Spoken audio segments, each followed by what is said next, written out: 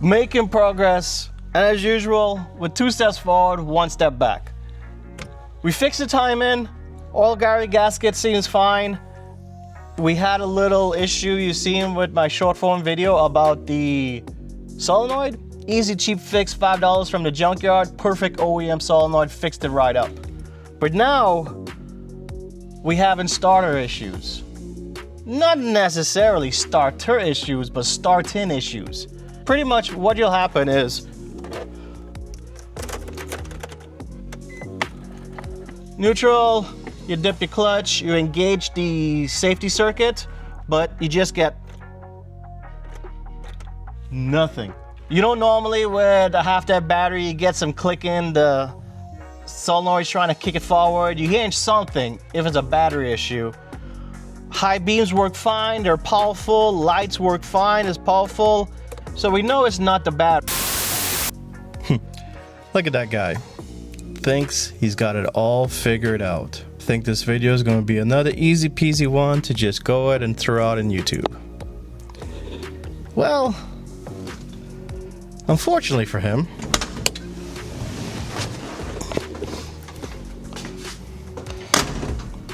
I'm here to kind of throw a wrench into that problem. This easy tutorial on how to maybe do a starter or a clutch switch or something like that has definitely snowballed into a multi-day part troubleshooting bonanza. With the help of a friend, I decided to actually troubleshoot the entire starter circuit appropriately instead of just slinging parts right at it, to actually troubleshoot and identify why the car wasn't starting as he showed you guys. Come to find out, it's a much bigger picture than I estimated. And talking about pictures, let's first talk about the starter circuit. Now, if you're like me, I hate these things. They're a pain in the butt to read, but sometimes they come in handy.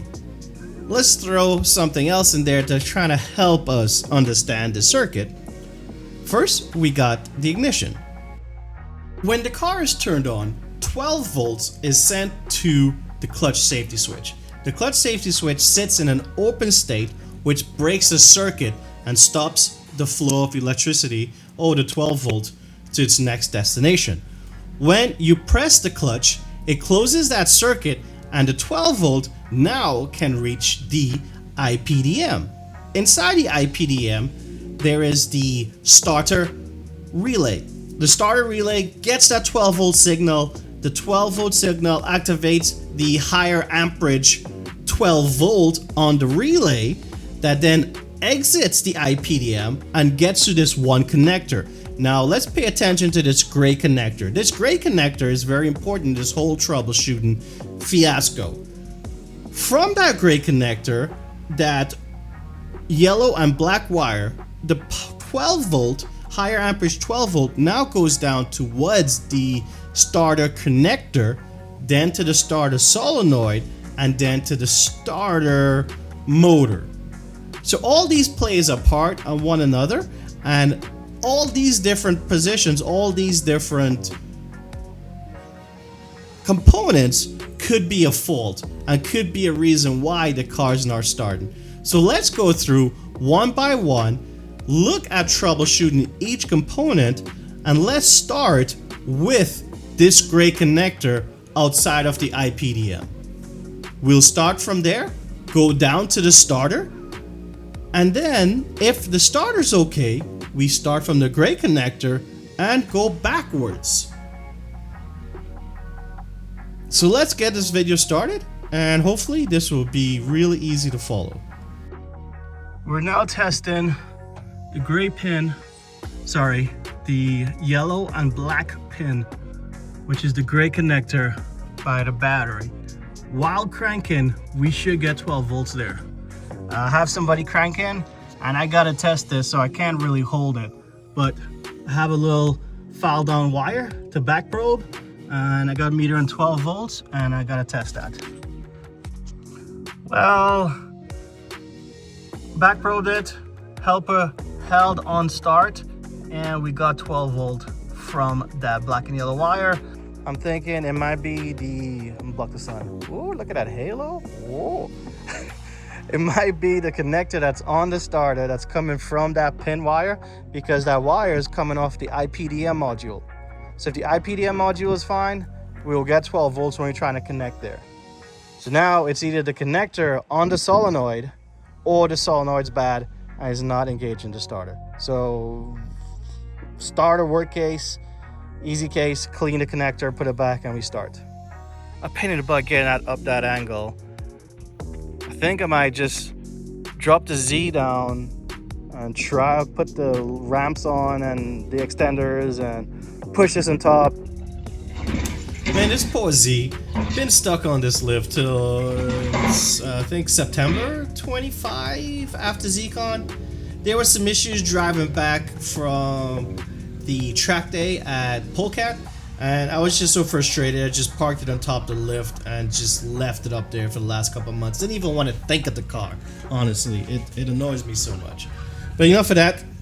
Let's go over best kind of thoughts and intentions. Here, I was thinking with the manpower I had my kids over, we could probably go ahead and just push this car all the way back. Had my daughter in the car, she's the lightest one, and we gave it the good old college try, pushed it up there. But the Z, although it looks small, it's a very heavy car. It's about 3,500 pounds. And you see here, we kind of failed at it. Not once, but actually kind of twice, trying to go up there. And then I was like, okay, let's just go ahead and just give it the old push kickstart. Told my eldest, go ahead, jump in there, and I gave him some instructions how to do a pop start. Tried 2 times, didn't really work well. So in the end, the old man had to teach these young kids how to do a pop start. Go ahead and push it back up, give us a run and start, push out, and bam, she fired right up. So no push necessary now. Was able to go ahead and just back the car into the lift.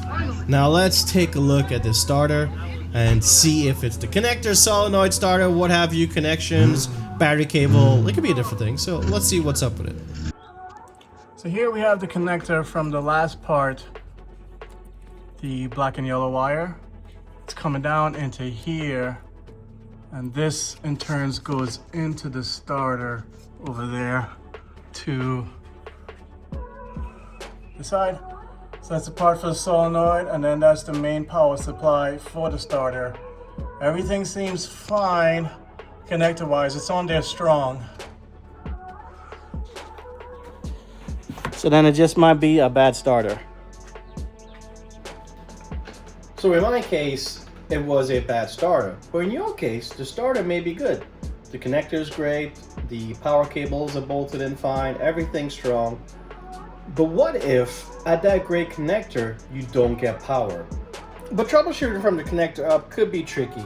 These are some bigger components, and some of them a little hard to get to or hard to accomplish. Let's start with the easiest thing. So instead of going from connector, IPDM module, relay, then clutch switch, let's go and start with the easiest. Let's go with the clutch switch, then we go with the relay, and the hardest one is the IPDM. Once we eliminate those 3 things, we should definitely have power coming out to that great connector. So we went ahead and removed the starter switch, this little blue plug. You just push that there, push that little pin right there, pull it out. We have the switch here. I got it on ohms. Zave, hold the camera. And pretty much we simply touch both sides. I see there's no circuit, but if you push down, as you hear, the circuit lights up. So now what I need to see, plug in here, and then we well, I need to switch this. Well, let's see if continue first. This probably won't be, yeah. So I need to switch this to voltage DC, and when we turn the ignition on, we should see 12 volts. So there's no voltage now. Turn the ignition on, Sam, put the key over there. Push these pins in harder. Alright, that's all 12 volts for a second. There's 12 volts. No 12 volts. Alright, so you see the meter? No 12 volts. Turn the ignition on. There's 12 volts. So the switch is getting voltage, which is good. And the continuity is good. Is there a pin loose in the connector? So if you have the little gummy bushing, if you have a good clutch neutral safety switch, the next thing in the circuit to look at is the relay. In the Z33, they have this IPDM module, which is hidden under here. You gotta remove all these plastics. And pretty much just get a screwdriver. There's 2 tabs, one on each side, down here. Put a long blade screwdriver down the middle, pop one side. This other side's a little trickier. And we pull the cover off. With the cover off, we see a bunch of relays and fuses. The 2 we want to look at is the high beam relay and then the starter relay. They're exactly the same relays. We already established that the high beam works. We already established that the high beam works fine. So we're going to take the high beam relay out and swap it with the starter relay.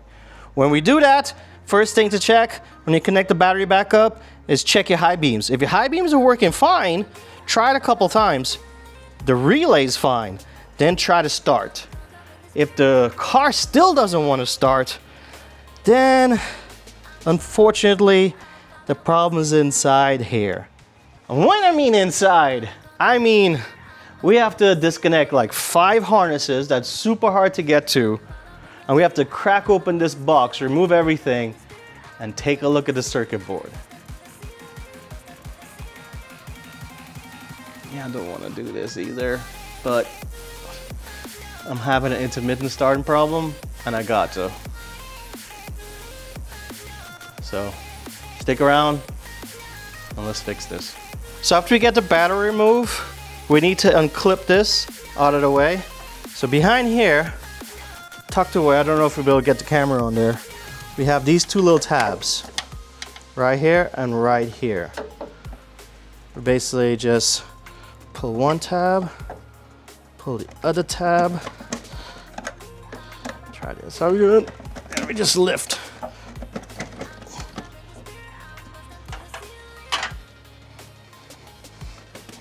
After we get those 2 little tabs out, just lift this out of the way. Whew, it's dirty back there. So here are the 2 little tabs. One there and one there. That helps lock into this bracket right here. With that out of the way, it should be able to unplug some of these a little easier. If you want for sanity, go ahead and tape it, take some photos. I don't think there's 2 plugs that are the same, but don't quote me on that. I need to unplug it to see. I'm going to do the photo method. Make sure I don't plug it back in the wrong place. So with the same screwdriver, I pretty much went in, released it, and I kind of twisted it like this to kind of raise it up. Got all these off, but the ones in the bottom here, you can't really get to them. So I was looking at the carrier, and there's these little tabs here. Little tabs here holding on to this plastic shield. So push that side. Let's see if we push this side. And if it'll be easier to get to. Yep.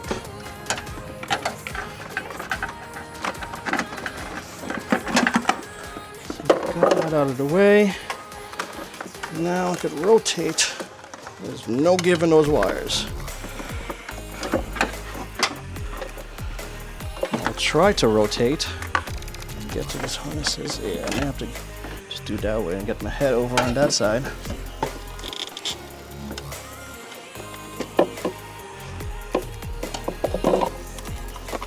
There's the lock for this one.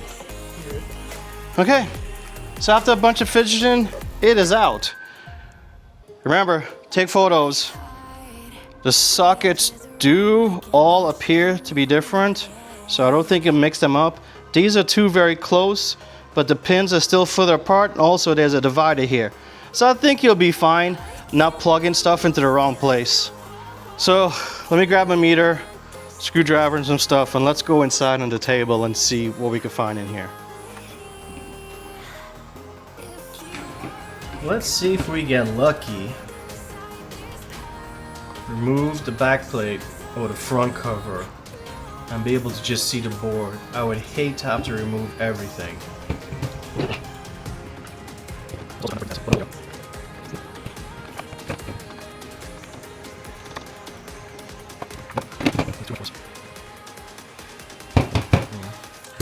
Alright. Yeah. So plastic is getting held in by these, so you have to take them out. Luckily these are the same, just back and forth. Backwards. And try and put everything just like how I had it. In there.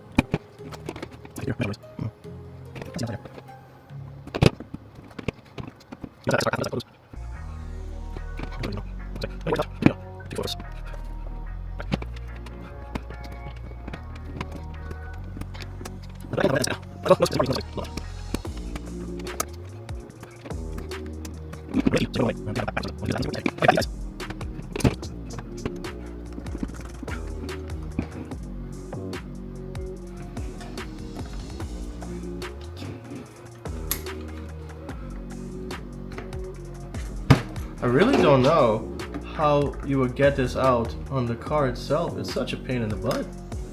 Let's see, go outside this time. Let's push it in. There we go.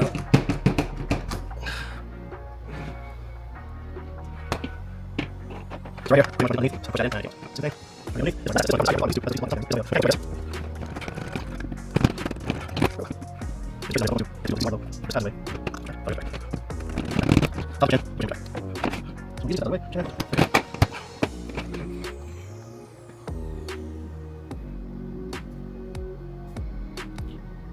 Now let's see what I'm getting myself into.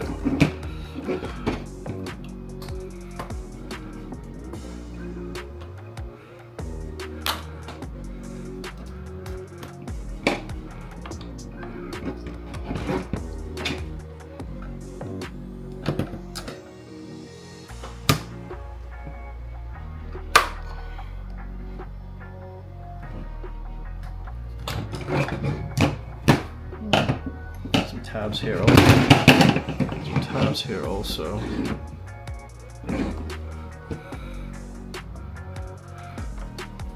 Oh, here we go. That's much easier. These corner tabs. Just lifting up and pulling out. Alright, so in junction with these and these side tabs. Yep. Yep. Yep. So here's a big screwdriver here. There's a small screwdriver on the side. Yep. This is the recipe for success, guys.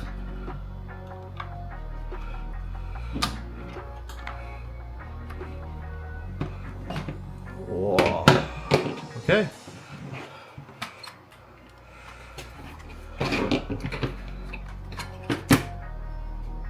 Whew, look at this thing. Look at this guy. Oh my goodness.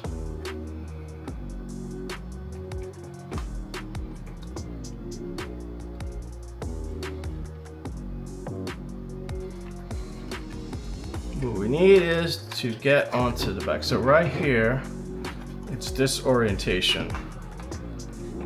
Okay, and these are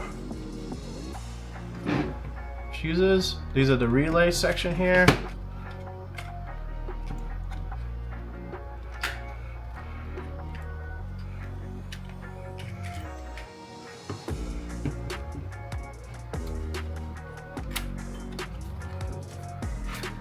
Oh, just lift it off. And apparently, right here,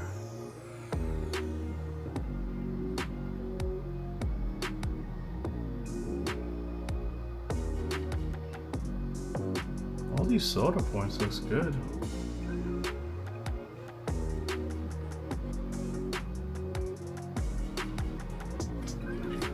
So this is a spaghetti maze. We have a daughter board here, but we also have, like, I guess either main power and ground sandwiched in between some plates.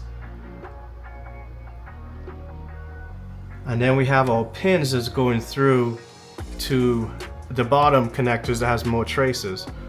According to sources online, I believe it was pin 25 is what's supposed to trace out. And pin 25, for some reason, if you're having starting issues, the solder might get loose somewhere, but it looks like it's flown really well. I can't really fault it, man. And this is such a clean IPDM. I've seen some really corroded ones that it's hard to say that this is the issue, but I am going to still use my solder gun and reflow that. It's just weird. It's got my board up to temperature. Got flux pen. Flux is great to allow stuff to flow. When you're done, make sure to take it off with rubbing alcohol.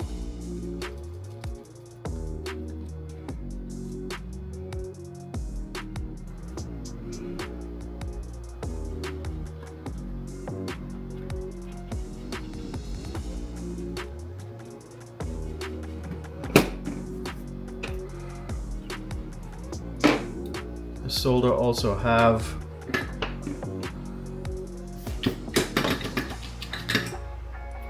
resin core, so let's get it wet a little bit. I want to hit the pins.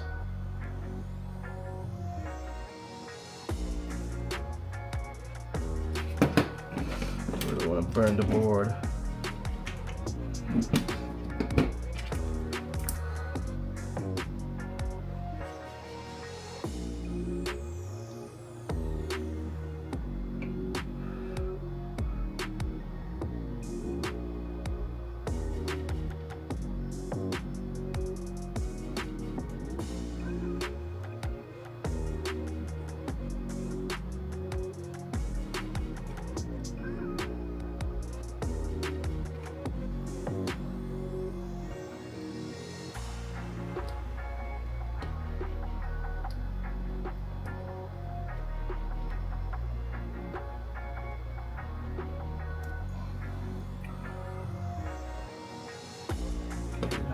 Getting hot.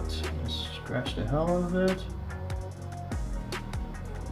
Put some solder on there.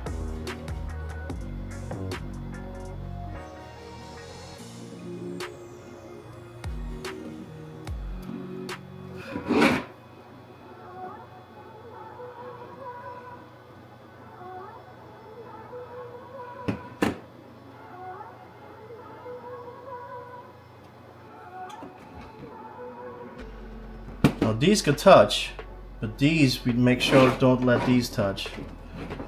So these gotta flow one by one. This is dirty.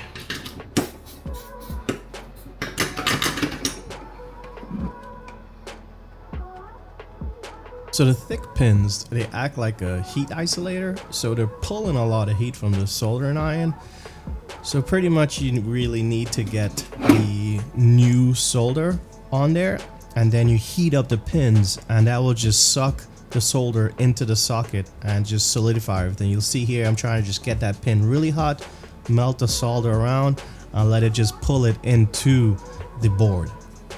If you've done this right, you'll get a nice shiny finish. Alright, that's nice and shiny on that one. Dull, it's probably a cold solder and may not have attached to the pin properly.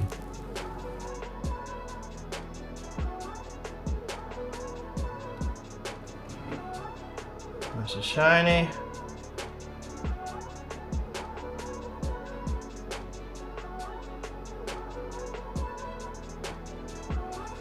Nice and shiny.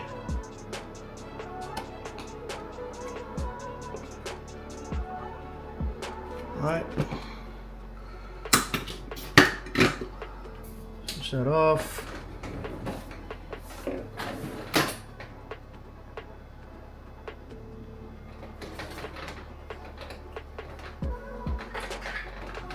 Grab my old people spectacles and let me get some alcohol.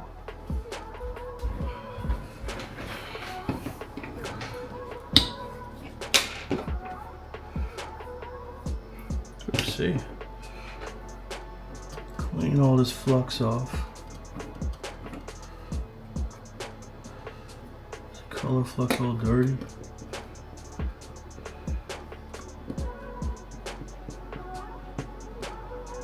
This one I did get a little too hot.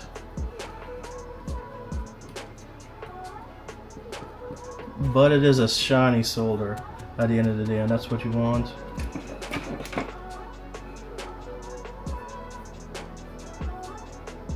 So I hit the two sides of pin 25. Put a little bit extra solder on there. Yeah, nice and shiny. If it's dull,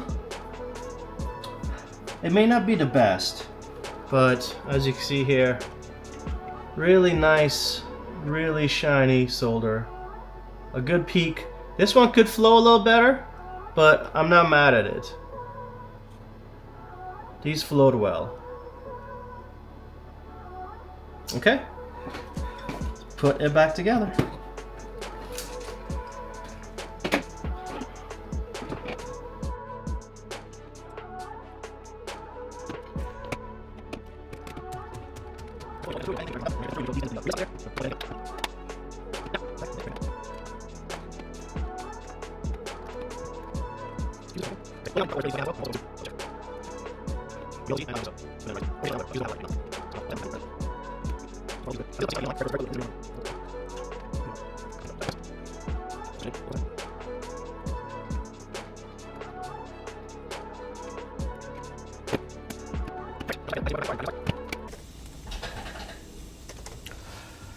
So I know what some of you guys are saying right now. I don't have a soldering iron. I don't feel comfortable soldering. So maybe just look for a used IPDM. There's a lot of part outs on Facebook, eBay, and just look for one that's good condition. You don't see any corrosion on the pins and stuff, and just swap the IPDM. See if you get that power to that gray connector. So let me know what you think about this video. Instead of throwing parts at it, we actually know now how to troubleshoot a starter circuit correctly from top to bottom, middle out.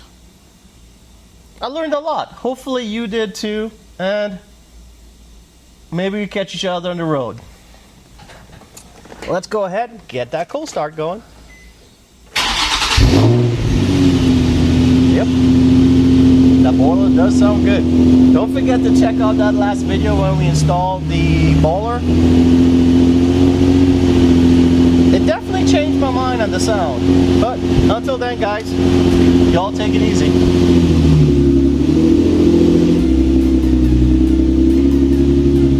Hey, don't forget to subscribe, like, and share the video. Okay.